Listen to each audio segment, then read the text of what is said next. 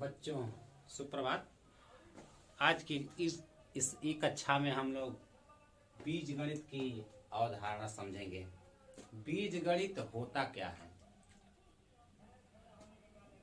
अब तक कक्षा 6 के स्तर तक आप जो है पढ़ते आए हैं बच्चों कि हम आसानी से संख्याएं जो हैं गिनती की, इनको हम जोड़ घटा लेते हैं, इनका गुणा भाग कर लेते हैं, ये प्रक्रियाएं हम कर लेते हैं।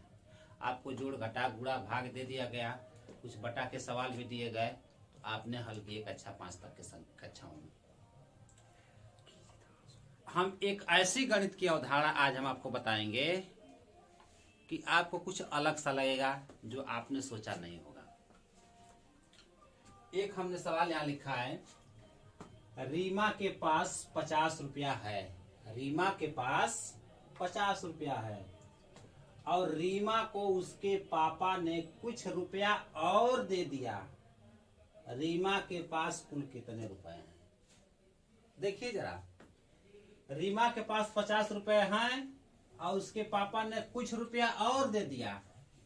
कुछ रुपया दे दिया ये तो हमको पता है, कुछ रुपया दे दिया, लेकिन कितना दे दिया ये नहीं मालूम। और फिर उत्तर पूछा जा रहा है, रीमा के पास कुल कितने रुपए हैं। अब तो दिमाग थोड़ा सा घनचक्कर हो गया कि कुछ रुपया दिया गया और 50 रुपया पहले से था और यह पूछा जा रहा है कि रीमा के पास कितने रुपए हैं। तो सवाल तो थोड़ा सा अटपटा और टेढ़ा हो गया।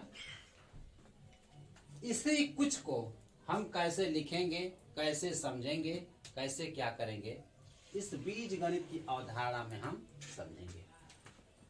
रीमा के पास पहले से था 50 रुपया और उसके पापा ने दे दिया कुछ रुपया, तो इस 50 रुपये में हम कुछ रुपया जोड़ दे रहे हैं। रीमा के पास कितना पैसा रुपया है? 50 रुपया है और प्लस कुछ रुपया है। देखिए, रीमा के पास 50 रुपया है और कुछ रुपया है। यह कुछ क्या है यह हमको मालूम नहीं है। अब जब मालूम नहीं है तो ना हम इसको 10 लिख सकते हैं, ना 2 लिख सकते हैं, ना 100 लिख सकते हैं, ना 500 लिख सकते हैं। तो जब 50 रुपया के साथ साथ यह कुछ है, इसमें जुड़ना है, हमको मालूम नहीं है, तो इसको कैसे लिखेंगे? इसको एक व्यवस्था बनाई गई गणित में कि इसको हम जो है अक्षरों से दिखा देंगे। अक्षरों से दिखा देंगे। अब अक्षर क्या है? अक्षर हमारे पास बहुत से हैं, क, ख, ग, इस तरह से 11 तक, ए, बी, सी, डी, इस तरह से जेड तक। ये तमाम अक्षर ही अक्षर हैं। तो इस कुछ को गणितज्ञों ने एक व्यवस्था बनाई कि जब वो नहीं हमको पता है तो अक्षर के रूप में हम लिख देंगे। तो इसमें से हम कोई अक्षर चुनने के लिए स्वतंत्र है, चाहे जिसका मन करे उस अक्षर को हम चुन लेंगे। यहाँ अ से लेकर के अ तक भी हो सकता है, लेकिन सुविधा के लिए अक्षर अ, क, ख, ग, ए, बी, सी, डी, स्मॉल लेटर में ए, बी, सी, डी, इस तरीके से लिया जाता है। तो इस कुछ को जब हमको पता नहीं है तो न 10 रुपया लिख सकते हैं, न 20 रुपया लिख सकते हैं, न 50, न 100, न 500। जब पता ही नहीं तो क्या लिखेंगे हम? तो इसको हम अक्षर के रूप में लिख देंगे। अब कोई भी अक्षर इसमें से हम लेने के लिए स्वतंत्र है, जो भी ले लीजिए। हम मान लेने यहाँ से ले रहे हैं ए, छोटा वाला ए। तो रीमा के पास कुल रुपया हो गया 50 रुपया अब प्लस ए रुपया। देखिए, अब इस रुपया को काट दे रहे हैं, हम यहाँ पर हटा दे रहे हैं। रीमा के पास हो गया कुल 50 प्लस ए रुपया। अब यह समस्या आपके दिमाग में आ गई कि ए कौन सा भाई संख्या हो गया? ए तो संख्या है नहीं, ए को काहे सर जी लिख दिए? ए ही ऐसी संख्या हमने लिखा जो हमको पता नहीं थी। उसके पापा ने कुछ रुपया दिया तो इस कुछ को हमने ए से यहाँ पर दिखा दिया। इस ए को, चूंकि यह संख्या है, कितनी है यह हमको पता नहीं है, इस ए को हम अक्षर संख्या कहते हैं। क्या कहते हैं? अक्षर संख्या। अक्षर संख्या। या इसको हम बीजीय संख्या भी कहते हैं। क्या कहते हैं? बीजीय संख्या। अब जरा समझिए, ये जो अक्षर है ये या तो अक्षर संख्या है या तो बीजीय संख्या है। इसको अक्षर संख्या कहेंगे चाहे बीज संख्या कहेंगे। इसलिए जब अक्षरों का गणित आ जाता है जिसमें अक्षरों का जोड़ घटा गुणा भाग किया जाता है तो उसको हम बीज गणित कहते हैं। अक्षरों का जोड़ घटाव जहां पर आ जाए, ऐसी संख्याएं जो अक्षर संख्या है, उन अक्षर संख्याओं का जोड़ घटा गुणा भाग आ जाए तो ऐसे गणित को हम बीज गणित कहते हैं। तो बच्चों, हमको लगता है कि ये समझ में आ गया होगा कि बीज गणित है क्या। बीज गणित वह गणित है जिसमें कुछ संख्याएं जो अज्ञात होती हैं, हमको नहीं मालूम होती है, उसको अक्षर संख्या के रूप में दिखा लेते हैं और उस हिसाब से दिखा लेने के बाद हम उस पर जोड़ घटा गुणा भाग चाहे जो भी संक्रियाएं हैं हम करते हैं। तो ऐसी गणित को हम बीज गणित कहते हैं। अब नई समस्या आपके सामने आ सकती है, थोड़ा सा सोचिए नई समस्याओं के बारे में। ये तो समझ में आ गया कि ABC है क्या,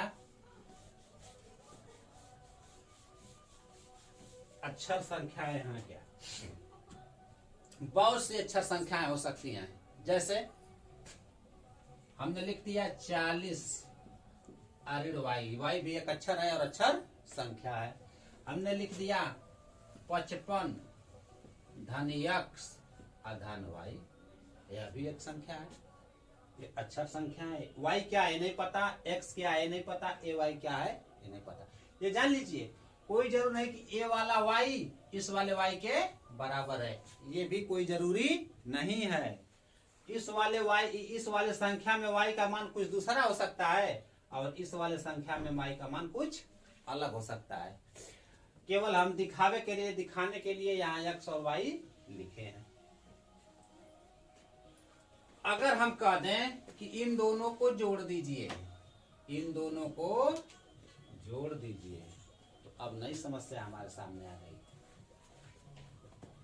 40 ऋण y में हमको जोड़ना है 55 धन x और धन y। अब जोड़ में थोड़ी सी समस्या आ गई। 40 और 55 को तो हम जोड़ देंगे। अब x को किस में जोड़ें और इस y को किस में जोड़ें। ऐसी समस्याएं जब आती हैं तो इस प्रकार के गणित का जब हम अध्ययन करते हैं तो वह बीज गणित के अंतर्गत करते हैं। और बीज गणित में जो बीजीय संख्या होती है, अक्षर संख्या होती है, उसके जोड़ घटाना का नियम कुछ थोड़ा सा भिन्न होता है। जोड़ घटाने का नियम अगले ई कक्षा में बच्चों हम इन बीजीय संख्याओं के जोड़ घटाने का नियम जरूर बताएंगे। लेकिन थोड़ा सा हम चर और अचर के बारे में यहाँ हम बता देना चाहते हैं कि चर और अचर है क्या। आपने ये देख लिया कि जब ऐसी संख्याएं आ जाएंगी तो इनके जोड़ने घटाने का नियम कुछ अलग तरीके से आएगा।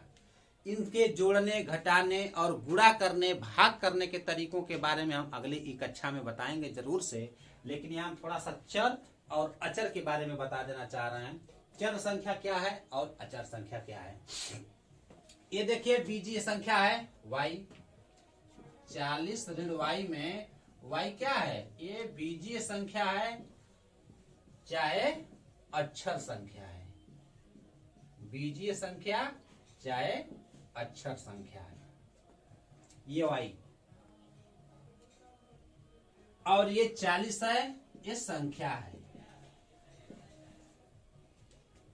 हमने अभी ठीक इसके पहले आपको बताया कि ये y का मान सवाल के हिसाब से, प्रश्न के हिसाब से अलग अलग हो सकता है। यह नहीं कि एक बार y हमने मान लिया तो वही y का मान हर सवालों में आएगा, ऐसी कोई बात नहीं है। इसलिए नहीं है कि आप समझिए जरा, अक्षर कितने होंगे गिने गिनाए, क ख ग ककारा में गिने गिनाए हैं और ABCD में गिने गिनाए 26 ठो हैं।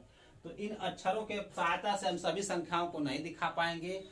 तो इनका मान जो है सवाल के हिसाब से बदलता रहता है, प्रश्न के हिसाब से बदलता रहता है। लेकिन 40 का मान प्रश्न के हिसाब से बदलेगा? नहीं बदलेगा। 40 की संख्या अगर किसी एक सवाल में उसी 40 को दूसरे सवाल में बताया जाए तो वह वही 40 है जो इस 40 में है।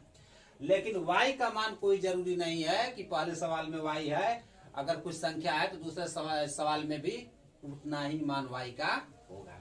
इसलिए ये जो संख्याएं होती हैं इनको हम अचर कहते हैं, और जो अक्षर संख्याएं या बीजीय संख्याएं होती हैं इनको हम चर कहते हैं। चर का मतलब परिवर्तनशील, चर का मतलब परिवर्तनशील, और अचर का मतलब अस्थाई, फिक्स, इसका मान कोई बदलाव नहीं होगा। तो बच्चों चर और अचर भी आपने समझ लिया। जो संख्याएं हम देख रहे हैं अब तक पढ़ते आए हैं वे सब की सब जो है अचर संख्याएं हैं, और जो अक्षर संख्याएं हैं वे सब की सब चर संख्याएं हैं। तो आपने जान लिया कि अक्षर संख्या क्या है।